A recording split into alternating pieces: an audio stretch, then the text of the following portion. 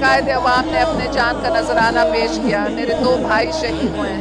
जो अवाम की तकलीफ है वो मेरी तकलीफ है। विसरी न सगंदियां हर के हर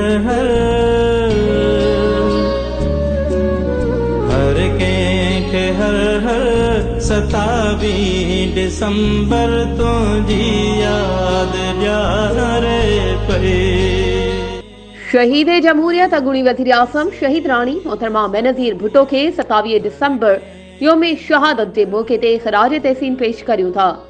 जिले खैरपुर में पाकिस्तान पीपल्स पार्टी MNA पीर सैयद जावेद अली शाह जिलानी, MPA सैयद अहमद रजा शाह अलमारूफ सैयद प्यार अली शाह जिलानी शहीद मोहतरमा बेनज़ीर भुट्टो साहिबा जे नक्शे कदम ते हलंदे बिना के फर्क जे अवाम जी खिदमत करण ते संदन के सलाम पेश करियूं था।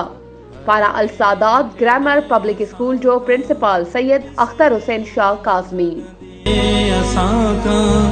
विसरी न सगंदियां हर के हर